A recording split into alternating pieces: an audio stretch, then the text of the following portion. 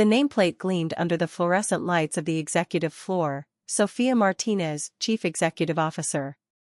My sister Emma had been walking past that nameplate for 3 years, never questioning who owned the marketing firm that paid her salary. But this Monday morning was different. This morning, she was about to learn that her unemployable little sister had been her boss all along. I watched through the security cameras as Emma stopped dead in the hallway, her coffee cup frozen halfway to her mouth. The color drained from her face as she read the name that had replaced Harrison Marketing Group with Martinez Holdings over the weekend. Even from my office 3 floors up, I could see the exact moment when everything clicked. Drop a crown below if you've ever been the family member they called worthless while you were secretly running the show. This one's for everyone who built an empire while their family roasted them at dinner tables. My name is Sofia Martinez, I'm 34 years old, and for the past 15 years, I've watched my parents treat me like the family disappointment while worshipping my older sister Emma's every mundane achievement. What they didn't know, what none of them knew, was that I'd been quietly building a business empire that would eventually employ the very sister they claimed was so much more successful than me. The family dynamic had been established early. Emma was the golden child, beautiful, charming, and blessed with the kind of conventional success that made parents beam with pride at neighborhood barbecues. She'd graduated from a prestigious university with a marketing degree, landed a job at a respected firm, and maintained the kind of stable career progression that looked impressive on paper. Then there was me, the family oddball who dropped out of college after 2 years to pursue what my parents called crazy business schemes and unrealistic dreams. While Emma collected promotions and accolades at her marketing job, I was building something they couldn't understand or appreciate. Sophia's always been the creative one, Mom would tell relatives when they asked about my career, using creative the way other people might say troubled or unemployed. She does these little projects online. It's nice that she stays busy. Little projects online. My little projects had started with a dropshipping business I'd launched from my bedroom at age 19. Within 6 months, I was generating $15,000 monthly in revenue selling specialty fitness equipment to bodybuilders and personal trainers across the country. But my parents saw someone who slept until noon, worked on a laptop in pajamas, and couldn't explain her job in terms they recognized. Their understanding of business success was limited to traditional employment with recognizable titles, steady paychecks, and corporate benefits packages. Emma, meanwhile, was living their version of the American dream. She had a corner office, a company car, and business cards that listed her as Senior Marketing Director at Harrison Marketing Group, one of the city's most established advertising agencies. "We're so proud of Emma's career advancement," Dad would announce during family dinners, raising his wine glass and toast. Senior Marketing Director at 31 years old. She's really making something of herself. Making something of herself. The implication was clear: Emma was succeeding where I was failing, building a career where I was just staying busy with computers. The comparisons became more pointed as Emma's salary increased and her professional recognition grew. She was featured in industry publications, spoke at marketing conferences, and received awards for campaign excellence that my parents displayed proudly on their mantle. "Look at Emma's latest award," Mom would say, showing me a crystal trophy for Outstanding Digital Campaign Strategy. "She's becoming quite well known in the advertising world. It must be nice to have your work recognized by professionals." Your work is recognized by professionals. Another subtle dig suggesting that my business activities weren't real work because they didn't come with external validation from established institutions. Meanwhile, my little projects were evolving into something much more substantial. The dropshipping business had taught me about e-commerce, customer acquisition, and digital marketing strategies that I began applying to other ventures. Within 3 years, I was running 4 different online businesses across multiple industries. But I made the mistake of trying to explain my success during family gatherings, hoping my parents might finally understand what I was building. I've launched a new affiliate marketing network that connects health and wellness brands with fitness influencers, I'd explained during one Sunday dinner. We're projecting $200,000 in commissions for the first quarter alone. The response was predictably dismissive. That sounds complicated, honey, Mom had said with the tone people use when discussing hobbies they find mildly interesting but fundamentally unserious. Emma, tell us about your new client. What was that insurance company you mentioned? The conversation immediately shifted to Emma's latest campaign for a regional insurance provider, a straightforward project involving direct mail and radio advertisements that generated measurable but modest results for a local business. But Emma's work was real because it happened in an office building with a corporate structure, while my affiliate network generating six-figure quarterly revenue was just complicated computer stuff that didn't warrant serious discussion. The pattern persisted through every family gathering. Emma's conventional achievements, salary increases, office relocations, team management responsibilities, received enthusiastic celebration and detailed discussion. My entrepreneurial successes were dismissed as hobbies or lucky breaks that couldn't possibly represent sustainable career development. By age 30, I was generating over $800,000 annually across multiple business ventures, but my parents still introduced me as their daughter who does things with websites while describing Emma as their successful marketing executive. The breaking point came during Emma's 32nd birthday party, when my uncle asked about my work and my parents actually laughed before responding. Sophia thinks she's an entrepreneur, Dad said with barely concealed amusement. She's always got some new cooking scheme. This month it's affiliate marketing or dropshipping or some other internet thing. Some other internet thing.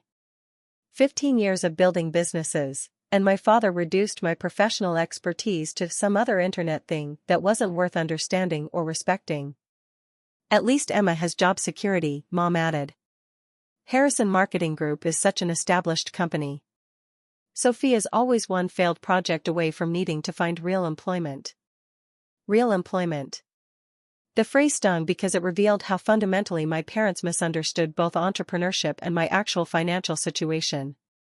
I wasn't one failed project away from anything, I was building generational wealth while they worried about my job security. That night, I made a decision that would change our family dynamic forever. Instead of continuing to try to earn their respect through explanations and achievements, I would demonstrate my success in a way they couldn't dismiss or misunderstand. Harrison Marketing Group had been struggling financially for several years. The agency's traditional advertising model was being disrupted by digital marketing trends they didn't understand or implement effectively. Their client retention was declining, their revenue was stagnating, and their leadership was approaching retirement age without clear succession planning. I'd been aware of their financial difficulties because Emma occasionally mentioned office layoffs, budget cuts, and client departures during family conversations. But I'd never connected their problems to potential business opportunities until my parents' dismissive comments at the birthday party. Over the following 6 months, I researched Harrison Marketing Group's financial situation, market position, and growth potential. The company had solid brand recognition, established client relationships, and experienced staff, but lacked the digital marketing expertise needed to compete in the current marketplace. More importantly, the company's aging leadership was actively seeking buyers who could provide capital injection and strategic direction. They wanted to sell to someone who understood both traditional advertising and digital marketing integration, exactly the expertise I developed through 15 years of online business development. The acquisition process took 8 months of negotiations, due diligence reviews, and financial structuring. I purchased Harrison Marketing Group for $2.4 million, financed through a combination of cash reserves from my existing businesses and strategic debt financing that would be repaid through projected revenue growth. But I structured the acquisition through a holding company called Martinez Holdings, which meant the change in ownership wouldn't be immediately obvious to employees or clients. The transition was designed to be seamless, maintaining operational continuity while implementing strategic improvements. Emma continued working at Harrison Marketing Group, unaware that her little sister, the one my parents called unemployable, had become her ultimate supervisor. For 3 months, I maintained the illusion while quietly implementing operational changes that would improve efficiency and profitability. The improvements were significant but subtle. I upgraded their technology infrastructure, streamlined their project management systems, and introduced digital marketing services that their clients had been requesting for years.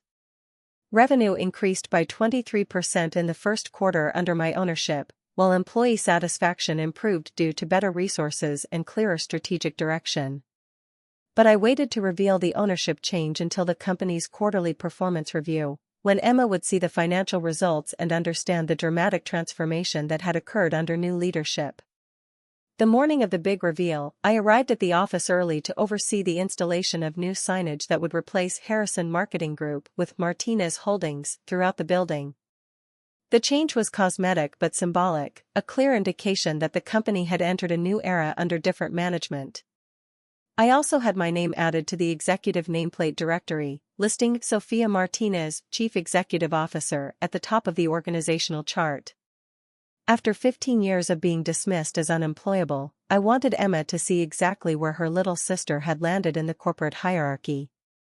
The security cameras allowed me to watch employees' reactions as they arrived for work and noticed the signage changes. Most were surprised but pleased. They'd known the company was under new ownership, but hadn't realized the connection to their colleague's family. Emma arrived at 9:15 a.m., carrying her usual coffee and checking messages on her phone as she walked through the lobby.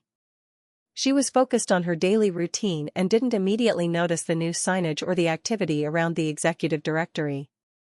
It wasn't until she reached the elevator bank that she saw the nameplate listing Sophia Martinez, Chief Executive Officer.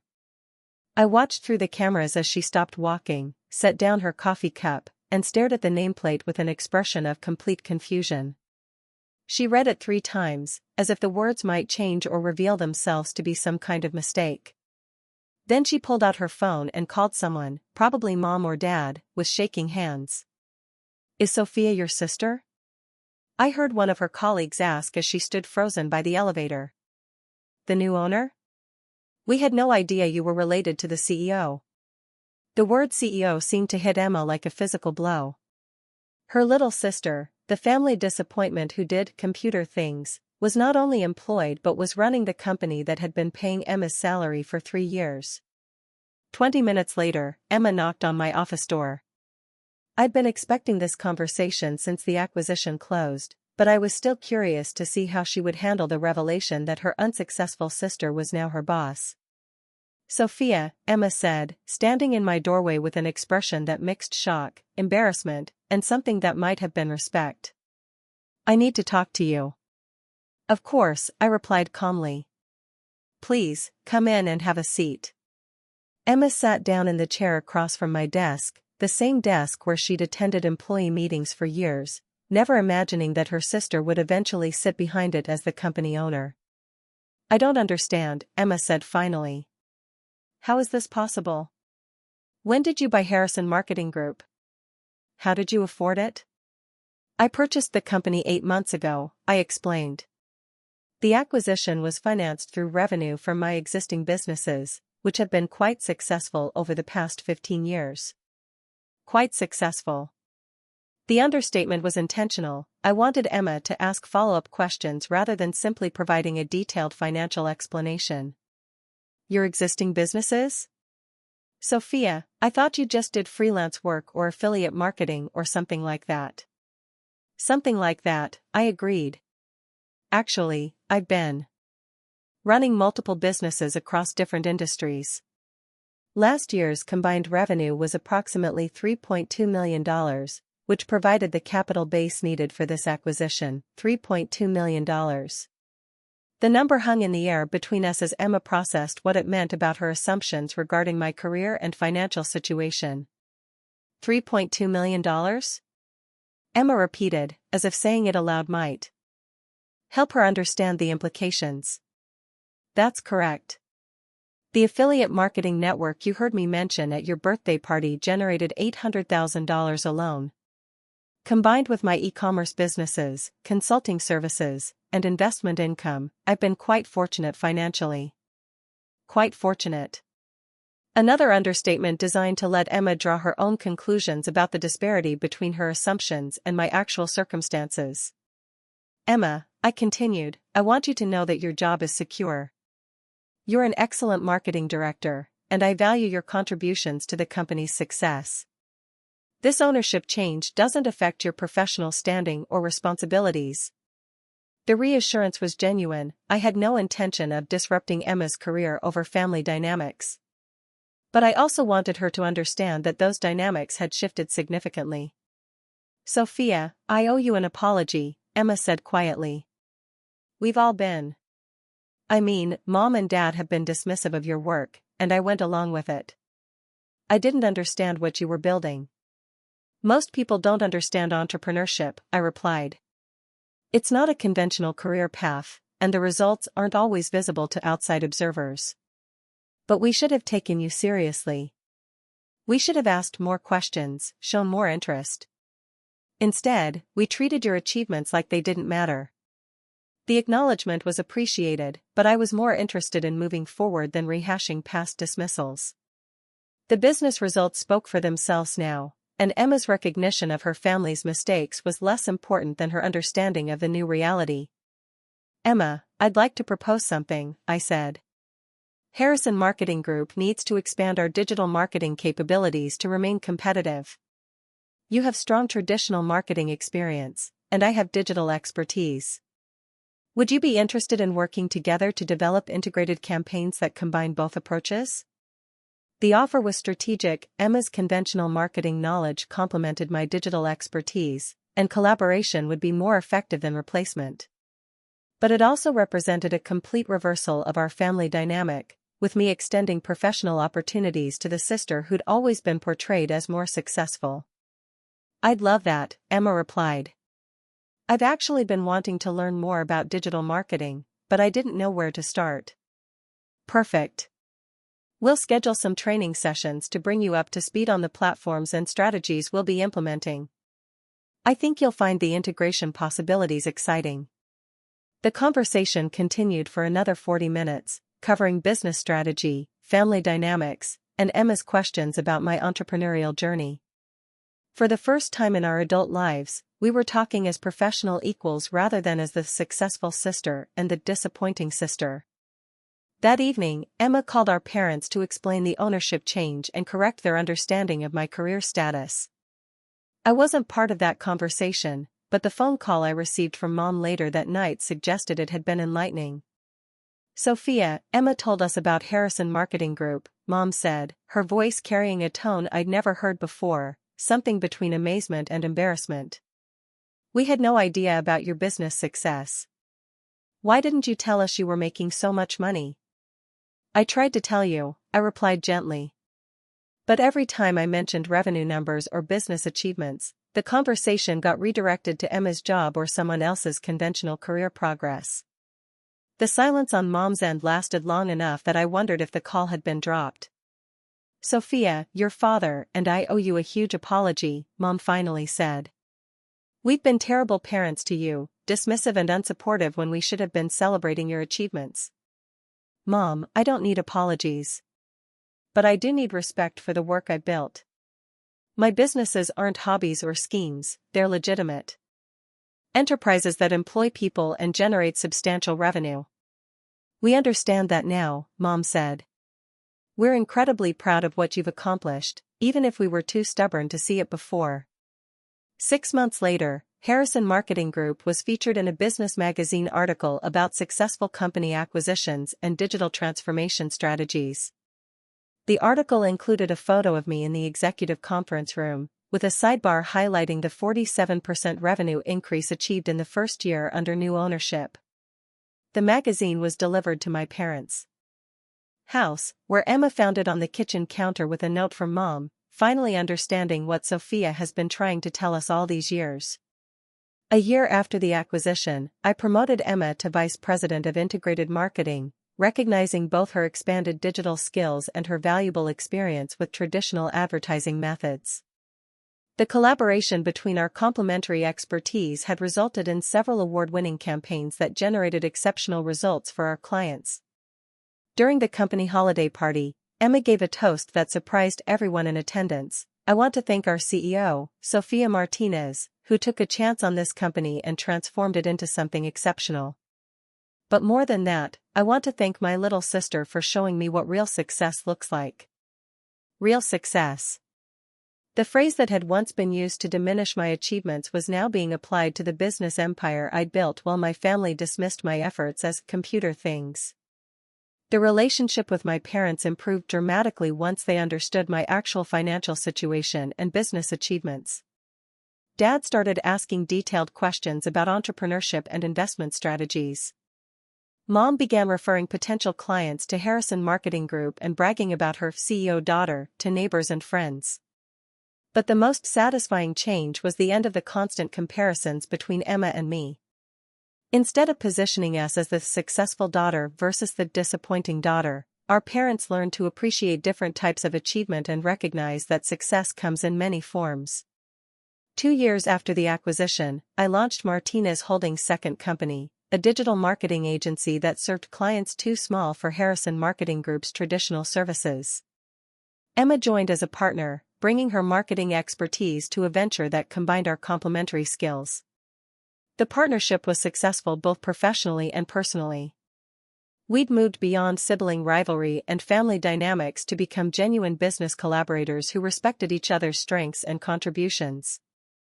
During a recent family dinner, Uncle Roberto asked about my work, the same uncle who'd been present when my parents laughed about my internet schemes. "Sophia's built quite an impressive business empire," Dad announced proudly. "Harrison Marketing Group, the new digital agency, plus her original e-commerce businesses. She's what you'd call a serial entrepreneur." Serial entrepreneur. The respectful terminology was a dramatic change from some other internet thing, and it reflected my parents' evolved understanding of what I'd been building for the past 15 years. The lesson I learned wasn't about proving family members wrong or seeking validation through financial success. It was about understanding that some people need concrete evidence before they can recognize achievements that don't fit their existing frameworks for measuring worth. My businesses had always been valuable and meaningful work, but it took owning Emma's company for my family to understand their significance. Sometimes the most effective response to being underestimated isn't explaining or defending, it's simply succeeding at a level that makes recognition inevitable. What's your name on the door story? Share below if you've ever shocked your family by quietly becoming exactly what they said you'd never be.